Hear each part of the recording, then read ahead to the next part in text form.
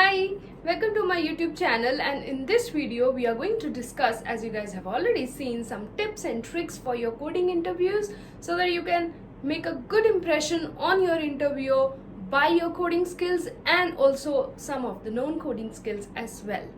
So without wasting any further time, we'll start today's video.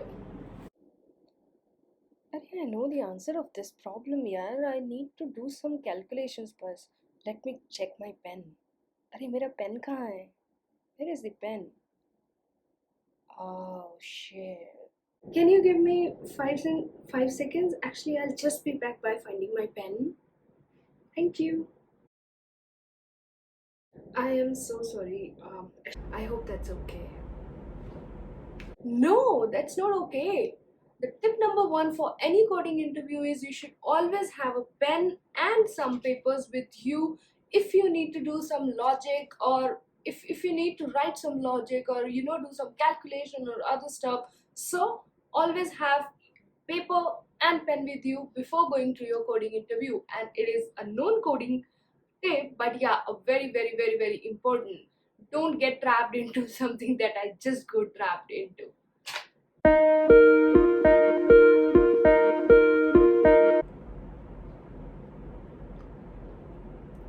So I am going to do this.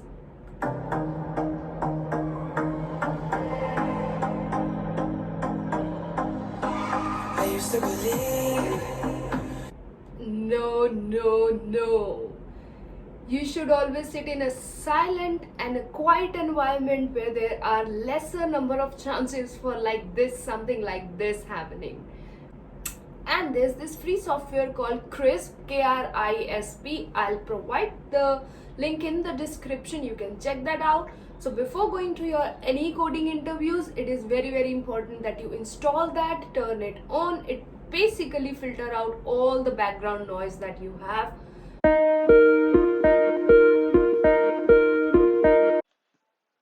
Can this also take negative values as well? Let me actually ask the interviewer itself. Hello, can you hear me? Hello, hello, hello, hello. And your internet goes off. Your internet and your interview also goes off.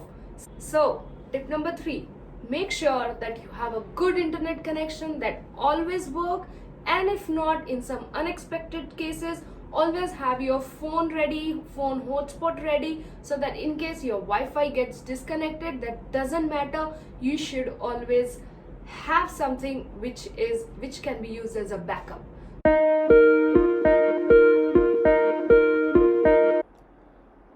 Why is this person has turned on the webcam? I'm not comfortable. I'm here to take the coding interview, not to distract myself by looking on his looks. Why is this person has not turned on the webcam? I'm not sure. Is he planning to cheat or what? So, what is the interviewer expecting here? Does that person wants us to turn on the webcam or turn off the webcam? So that entirely depends on the interviewer itself. So make sure before you start your interview, the very first thing that you should ask your interviewer is that whether you are comfortable with turning on or turning off my webcam. That should be the interviewer decision, and you should explicitly ask every time when you are sitting for any sort of interview, be it coding interview or be it some other kind of interview. But make sure to ask this from your interviewer. That's the tip number 4. Very, very important, not to be ignored if you want to make a good impression on your interviewer.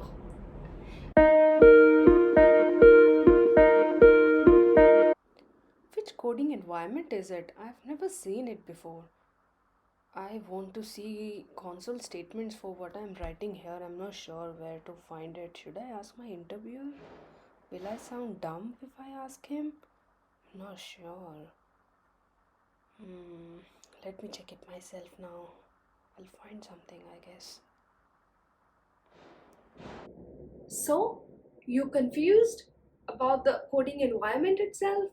So, here's your next tip. always ask your HR or whoever is the process handling authority for that particular company that what coding environment will you be using for the coding interview or for that specific round of interview, so that you can make ahead and make sure to check all the caveats of that coding environment, whether to make it applicable for auto completion. So let's say you have some variable that you have declared at the very beginning of your program, and now you want it to autocomplete every time you are writing something similar like that, right? So the things that happen in our code editors, so you can enable that, you can enable tab spacing, you can do all sort of other stuff which when once enabled, so that you can focus on entirely on your logic and on your coding, right? So always ask your HR or that person who has sent you the email or who has started or initiated the process, that which coding environment will we be using for this particular coding interview round.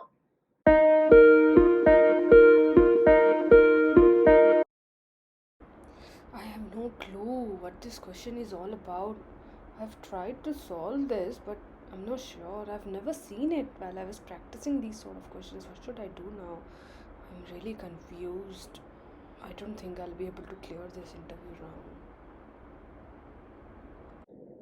So you are nervous, you don't know how to answer the question, you don't have any clue answering the question. But one thing you can do certainly is stay calm, stay composed. Don't show your interviewer that you are really nervous and you don't know the answer of the question by biting your nails or sort of scratching your head and doing all those irritating things. So you should not do that. If you don't know the answer, you don't have any clue, just try to remember all the sort of patterns that you have used previously while you were practicing, to maybe link it up to make a connection and write some code. Can you introduce yourself a bit? Hello, I'm Kirandeep Kaur. I've done my graduation from Kurukshetra University. And I also go to gym, I do heavy weightlifting and all that stuff. I really like enjoying the rain.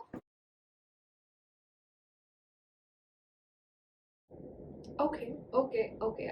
I got to know you. Maybe we can proceed with the coding interview. No. If your if your interviewer is asking you to introduce yourself, the first step is do not exceed your introduction more than 30, 40, or at max 1 minute. And whatever you're speaking should be relevant to the role that you are applying for, not some random introduction of yours that you like to go to gym or you like to make the Instagram reels and you have so many followers on Instagram or something like that. No, a big no. Your interviewer is not looking for that kind of introduction and you should not include that in your introduction. So stick to the role that you're applying for, gather some useful information. For example, hi, I am Kirandeep Kaur. I am working as this in this company, or I'm just graduated from this college and I'm looking for a role, sort of like front-end engineer or back-end engineer.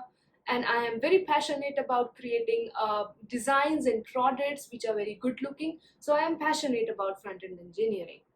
I have already made some project and you can explain about those projects, but again, do not exceed all these things more than 1 or 1.5 minutes. So I hope you got the point and you got the tip. Introduce yourself within the time limit and give relevant information for the role that you are applying for.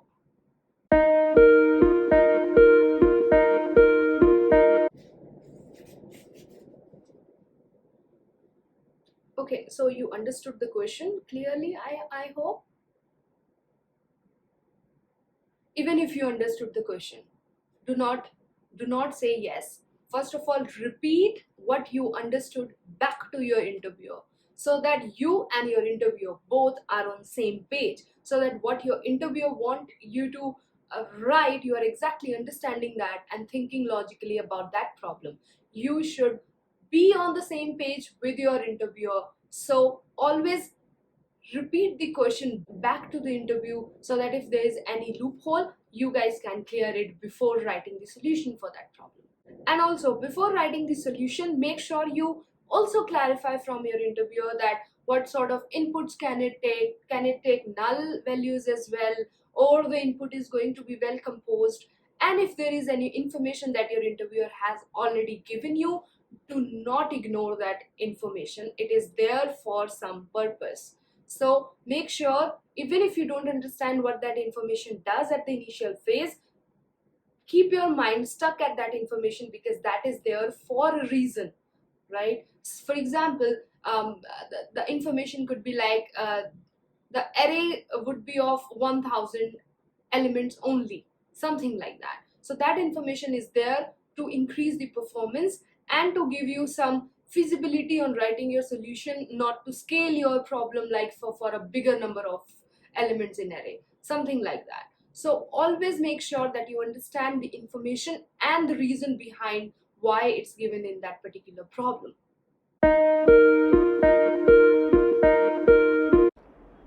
I know the brute force solution for this. Let me just directly make the optimized solution. So you know the brute force solution for the problem, right? But you're not writing it. Why? Because you just want to write the optimized solution once? No, that's not a good thing to do. If there's a problem being given to you and you know the brute force solution for that problem, to write that down first, or just give your interviewer a high level approach of how the brute force solution is going to work, and then just tell him or her directly that you are looking for an optimized solution and you're already aware of the brute force solution once. Okay, so always write brute force solution first before writing or going on for the optimized solutions. Cool, I've got the question which I practiced actually yesterday only. I'll quickly write the solution and then I'll be done. Done. So are you done? No, you're not done. You don't have to write the solution. Whenever you are writing, you have to explain it loud to your interviewer.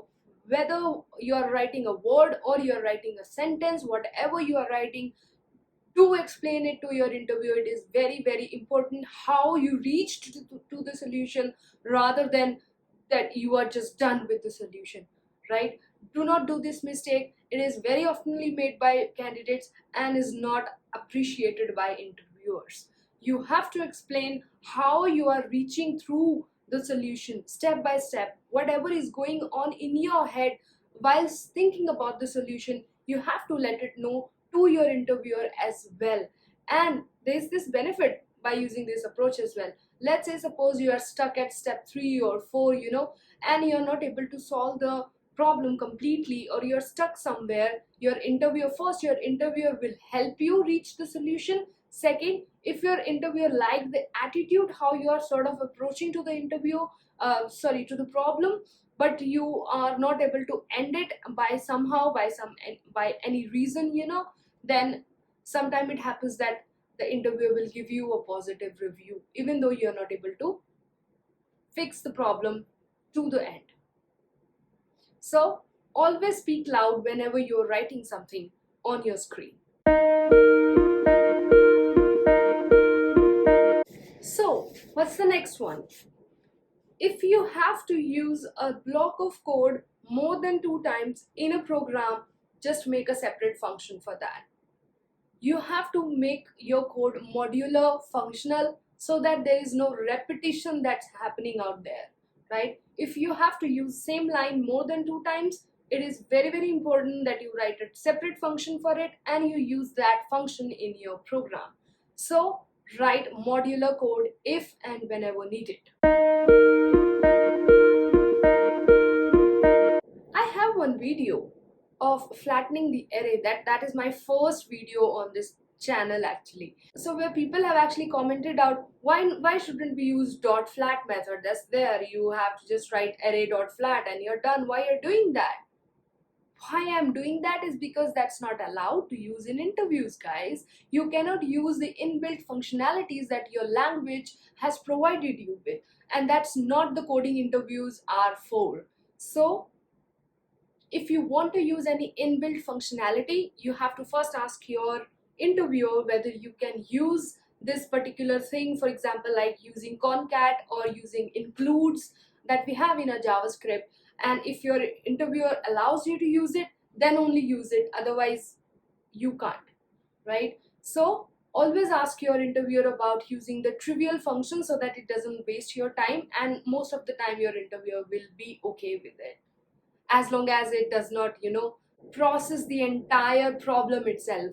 The very best example is the example that I've given you. The problem is about flattening the array and you're using the JavaScript method for that. That's not okay, and it's definitely not allowed to use in interviews. Okay, so make sure to remember this tip whenever you are trying to use some inbuilt functionality from any language that you are writing your code in.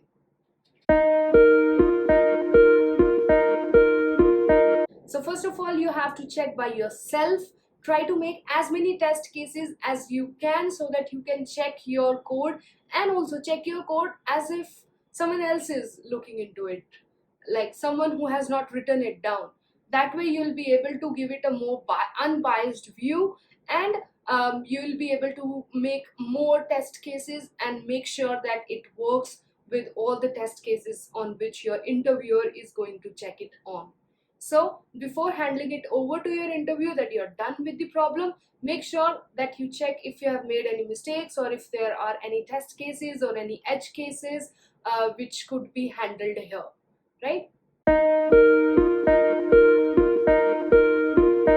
And the last tip for today is you have to check if there are any places where you can refactor your code. We have already discussed it in the tip where I told you to make your code modular.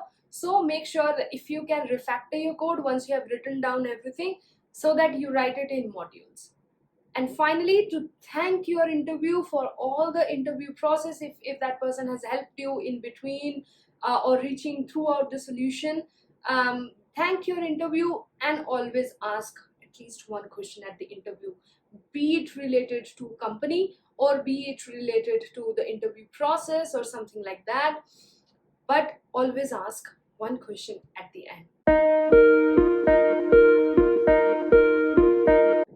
And that's a pro tip for basically impress your interview, that you are genuinely interested in the company, in the interview process that's going on. You are genuinely interested in it, so always ask one question at the end.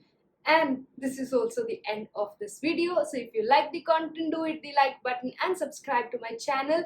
And also guys, as you guys already know, that I have built another playlist on this channel only for Learn Junior, but I've decided to make it separate on a separate channel. So I will provide a link in the description for that channel as well. So if you guys want to subscribe, you can, but if you have some kid who can benefit from this content, then do share it with them and their parents as well. Thank you so much for watching this video. I'll see you soon in my next video. Thank you. Do hit the like button.